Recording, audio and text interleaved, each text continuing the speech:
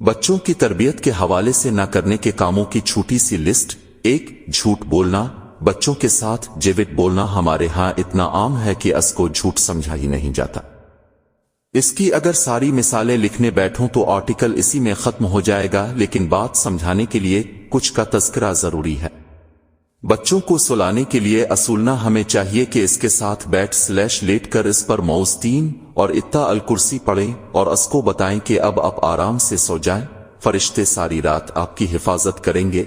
लेकिन होता कुछ यूं है कि डराने धमकाने वाले काम शुरू हो जाते हैं कि माई झिल्ली आ जाएगी, नलवा आ जाएगा।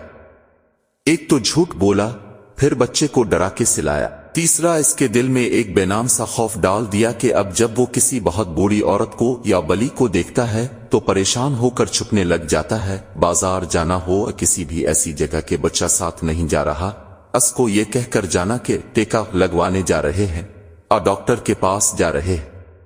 झूठ के साथ दूसरा बड़ा नुकसान यह हुआ कि डॉक्टर का सख्त खौफ बच्चे के दिल में बैठ जाता है। अपने पास बुलाने के लिए मुट्ठी बंद करके छोटे बच्चों को कहना कि ये देखो मेरे पास टॉफी, आइए कि मेरे पास आओ, फिर मैं आपको फला चीज दिलवाऊंगा जो कभी दिलवाई नहीं जाती। छोटे बच्चे जब खाने से इनकारी हों, इनको इनकी पसंद की चीज मसलन चिप्स वगैरह दिखाकर मुंह खुलवाना, लेकिन चिप्स की बजाय खाना मुंह में डालना, यानी कुछ और दिखाकर धोखे से कुछ और खिलाना।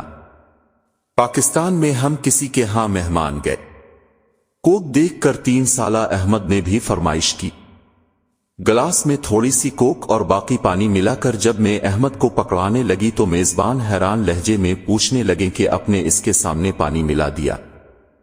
हम तो छप कर मिला कर देते हैं। बच्चों के हाथ से चीज छीन कर जल्दी से कहीं छुपा देना और कहना कि चिड़िया ले गई। बच्चा अगर आपके समझाने के बावजूद चीज नहीं वापस कर रहा और आपको जबरदस्ती इसके हाथ से लेनी भी पड़े तो बता दें कि बेटा ये टूट जाएगी / आपको चोट लग जाएगी, इसलिए मामा आपको ये नहीं दे सकती। बात खत्म। झूठ की जरूरत ही क्या है।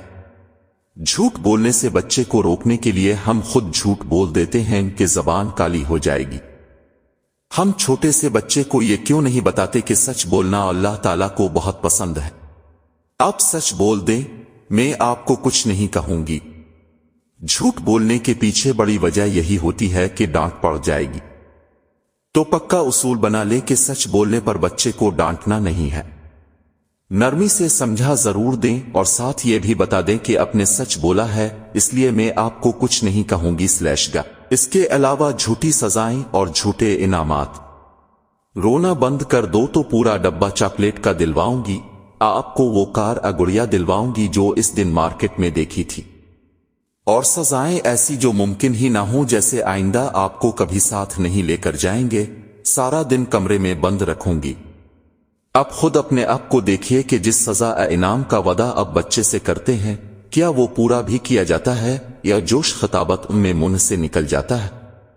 2 गलत नामों से पुकारना। छोटे बच्चों को लाड से गंदा बच्चा कहना हमारे यहाँ बहुत आम है। हम बच्चों को लाड से क्यों ना ओ मेरा प्यारा बेटा, मेरा अच्छा बेटा कह लें।